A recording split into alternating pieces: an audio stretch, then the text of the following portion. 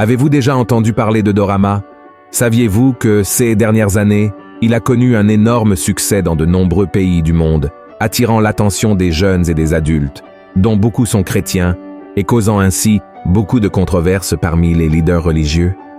Les doramas sont des séries télévisées orientales, produites principalement au Japon, en Chine et en Corée du Sud, qui sont devenues célèbres dans les pays occidentaux, tels que le Brésil, grâce à des plateformes de streaming telles que Netflix, Prime Video, Disney+, Apple TV, entre autres.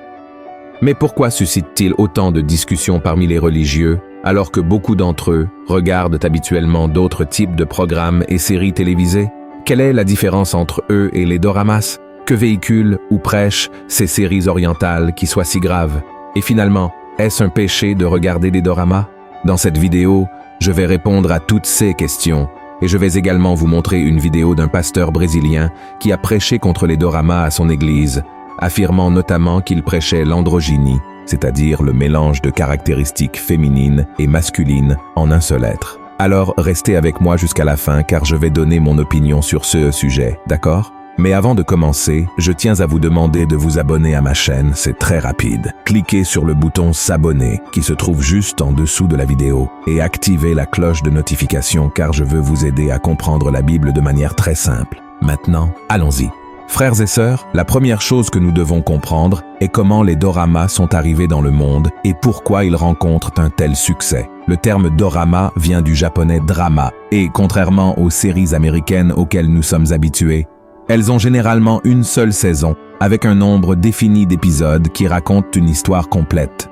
Les doramas peuvent présenter différents types d'histoires, des romances et des comédies aux intrigues policières, à la science-fiction et aux drames historiques. Et l'une des caractéristiques qui ont contribué au succès de ce type de programmation ici au Brésil et dans d'autres pays occidentaux est l'intensité émotionnelle que les personnages portent et les messages qu'ils ont tendance à transmettre au public. Une autre chose qui captive l'attention des gens et les incite à vouloir regarder de plus en plus ce type de série est que les doramas plongent le public dans les émotions humaines, parce que leurs scénarios traitent souvent des thèmes de notre vie quotidienne, tels que les difficultés à interagir avec les autres, les problèmes au travail, entre autres sujets qui font partie de notre quotidien. Il existe aussi quelques doramas qui ressemblent davantage à des contes de fées, où une jeune fille pauvre tombe amoureuse d'un garçon riche et après avoir traversé de nombreuses difficultés, finit par vivre une grande histoire d'amour. Tout ce succès semble cependant déranger certains leaders religieux qui ont mis en garde leurs membres contre le visionnage de ce type de série. Parmi eux, il y a eu un pasteur dont la vidéo de son prêche est devenue virale sur Internet. Dans celle-ci, il adresse plusieurs critiques et accusations au dorama devant un groupe de jeunes. Et je veux vous montrer cette vidéo ici, puis je donnerai mon opinion sur les propos de ce leader. Voyez ce qu'il a dit. Effacez ces images. N'y accédez plus.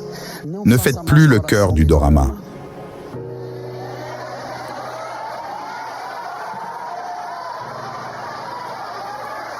Sur les pupitres de l'église, en prenant des photos, vous, un cœur de dorama, savez-vous ce qu'est le dorama? Qui sait ici ce qu'est le dorama? Qui sait ce qu'est le dorama? Le dorama défend l'androgynie. Il n'y a pas de distinction entre mâle et femelle. Et tout le monde fait le signe du dorama parce qu'ils sont ignorants.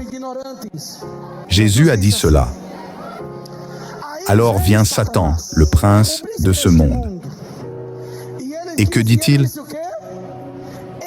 Il n'a aucune part en moi. Lorsque vous regardez de la pornographie, lorsque vous regardez des choses indécentes, lorsque vous regardez des doramas et d'autres émissions de télévision sur la mort, le vampirisme et tant de malheurs, vous vous habituez à la manière dont le diable agit. Eh bien frère, la première chose que je veux clarifier ici, c'est que ce n'est pas mon intention de juger ou de pointer du doigt ce pasteur, d'accord? C'est pourquoi je ne vais pas citer son nom, ni celui de l'église qu'il dirige. Il faut comprendre qu'il prêchait sur la sainteté et abordait des questions culturelles, parce que nous savons que les adolescents d'aujourd'hui sont très influençables et copient tout ce qu'ils voient sur Internet. surtout ce qui est mauvais et contraire aux principes chrétiens. Alors je comprends sa préoccupation, je veux juste ouvrir vos yeux sur ce que dit la Bible et surtout sur ce qu'elle ne dit pas sur les choses que nous vivons pendant que nous sommes dans ce monde, d'accord?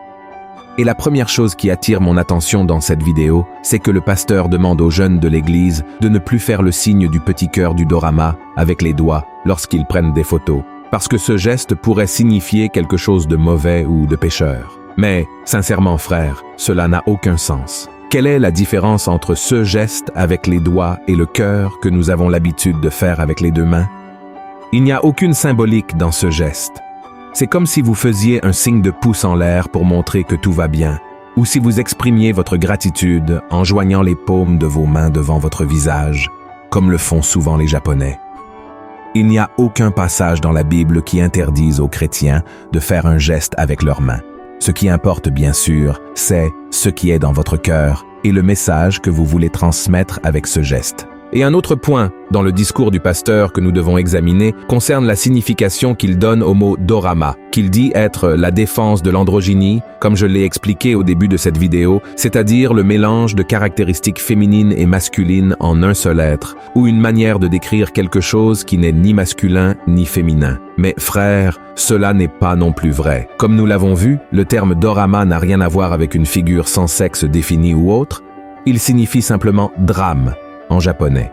C'est comme ici au Brésil, où nous utilisons le terme télédramaturgie pour parler des telenovelas diffusées à la télévision. Rien de plus. Le fait est que les acteurs des doramas sont asiatiques, principalement chinois, japonais et sud-coréens. Et, comme nous le savons, ils appartiennent à une race de personnes dont les hommes et les femmes ont une peau et des traits physiques très similaires, mais fins et délicats.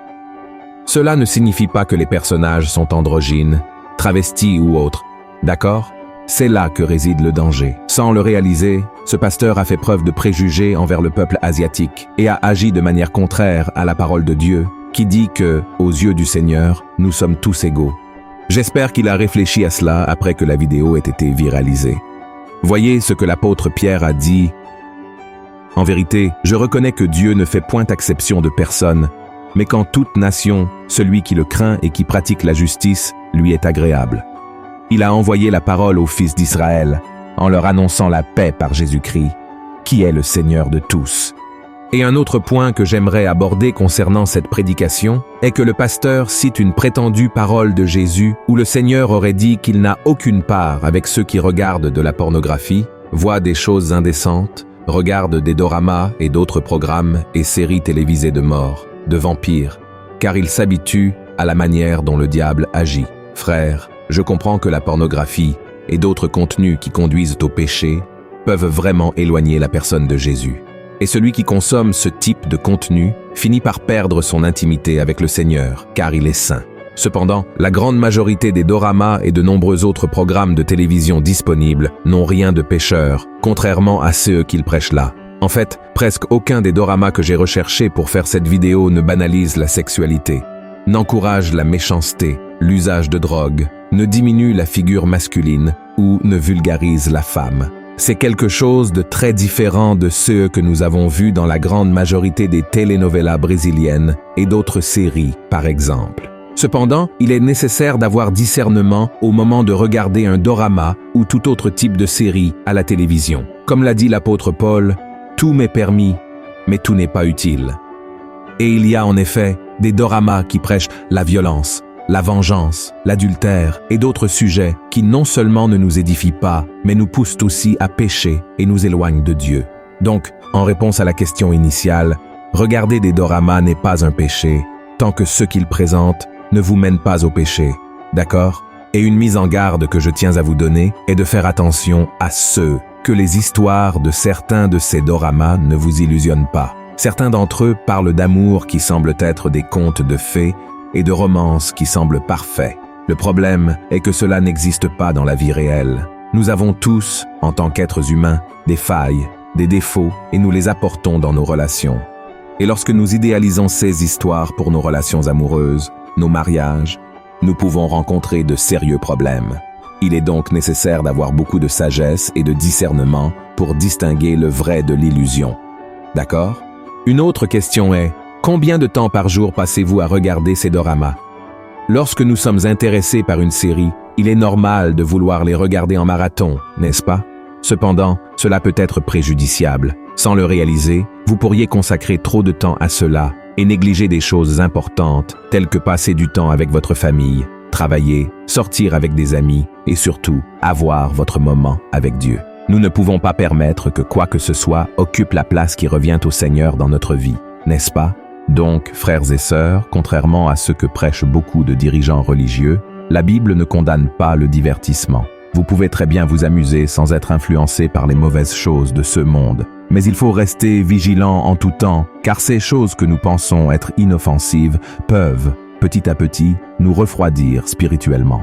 Et je ne vais pas vous dire dans cette vidéo quelles séries sont interdites ou non, car la Bible n'est pas un livre rempli de règles sur tout ce que vous pouvez faire ou non. Galates 5 dit que c'est pour la liberté que Christ nous a libérés, mais nous ne devons pas retourner à l'esclavage de notre chair. Alors, utilisez votre bon sens et réfléchissez bien à ce que ce programme montre et s'il correspond à vos valeurs chrétiennes. Si c'est quelque chose qui vous fait penser ou ressentir des choses négatives, ce ne sera certainement pas le meilleur choix. Et si vous êtes encore dans le doute, priez et demandez discernement au Saint-Esprit.